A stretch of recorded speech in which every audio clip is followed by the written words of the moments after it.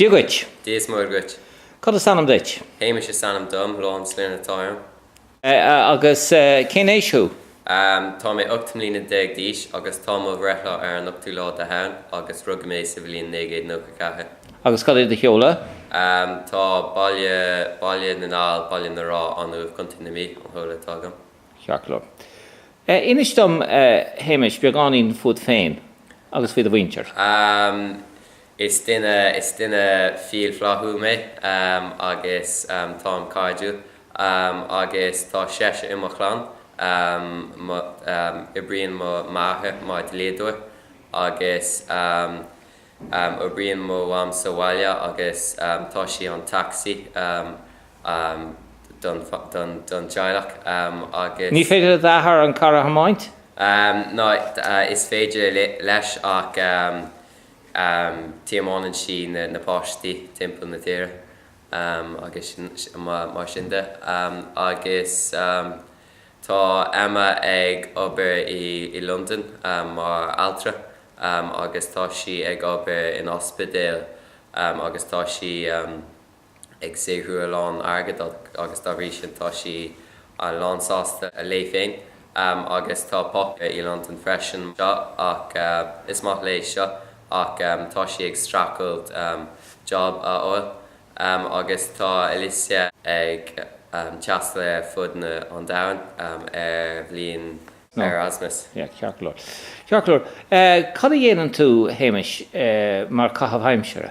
Déanam a lán ledóige, I maríon ledóige gach lá le mo chara canna agus tá ceir cuitan ledóige grin agus tá bhrí sin tá sé an áisiúil agus tá cuas sa golf anseo freisin le nébal agus tá bhrí sin imríam gá sa teachtain agus déanam hockey sa gheimhre agus smáthlam hockey mar sport fuairne. Or is there go daithníon an scoil se go mór leat? Taithníam an scoil go mór lam agus is scoil bhasca í freisin agus ceapan go bhfuil sé níos na dúirthe agus fear mín tú gon na sosiálta níos fáil. An gcuirfad a fáistí féin go dtí an scoil se? Tá méil an agad a gom cheoling mó fáistí an seo ach Bran sé ar cuasaí agad. Se.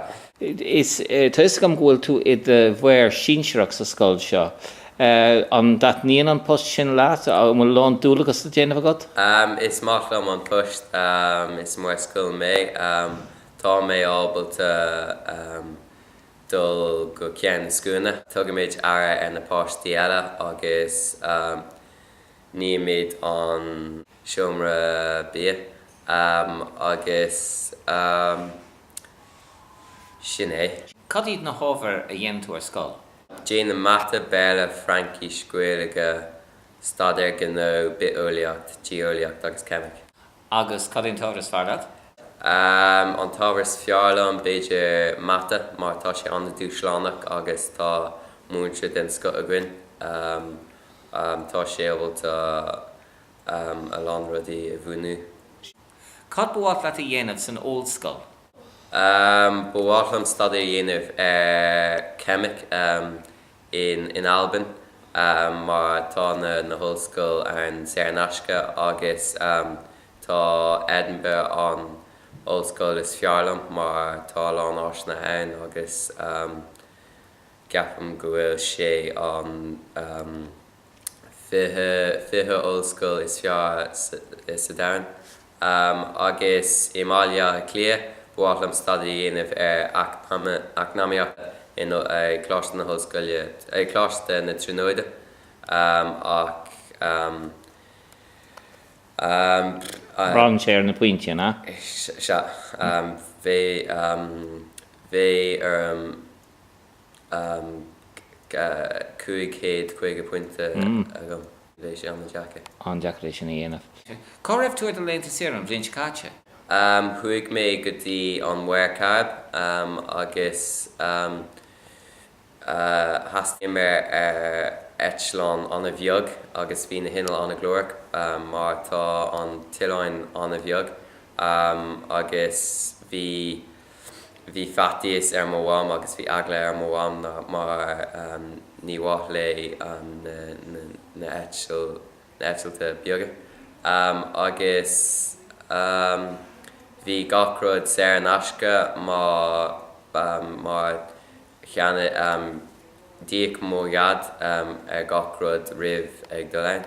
Agus tá bhrí sin bhí mé dábalta a lánra dhéanamh mar hampla ag seoltóirt nó ag éimirt le dóige ag mar sinnde agus mar sinnde. Feifim bhfuil an obair ar an Gaeilge. Cén fá bhfuil sim agat sa Gaeilge? Cén fá go daithníonn an Gaeilge comór sin leat agus go daithstíonmhaite í a labhairt? Ceapan gúil sé tabhachtach Gaeilge a Ireland agus Gaeilge a dhéanamh ar ardleibhéal, mar fuair Lándaoine bhás a tíir seo chun a hebhnú go bhfuil mé dábalta Gaeilge a labhairt agus is cultúr é an Gaeilge agus ceapan gúil sé tabhachtach an teanga seo a chuinál. Ceapan go raibh Lándaoine ag stracailt chun an teanga seo a chuinál in Ardtír. Agus sin an cúis sé, cheach ar maith fearr. Dá mar rud go raibh tusa iad phríomhide sa scoil seo, agus bhí dobalta nó dána os sa cór amach, agus bhí sé gcónaí dána. Cad a déirfá leis an múcail sin, agus cad a dhéanfá leis? Cuirfinn an búc le fionraí, nó na líne scríomh, agus sin é. Cá bhecinn tú féin I gceann Jeap líana? Ceapam gur bíonntach an saoile an fearmór, agus tá sim mór san airmóracht, agus ceapam bhuaithlim a bheith ag fearmór faoin tú, agus sin é. Sin é, go hálinn ar fad. Go raibh míle maith agat. Fuaite ráid.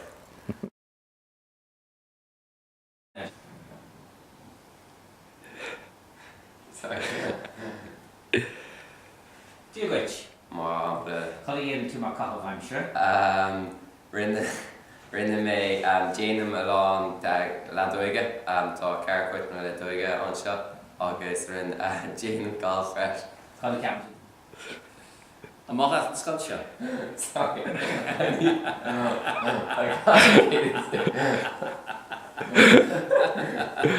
Right.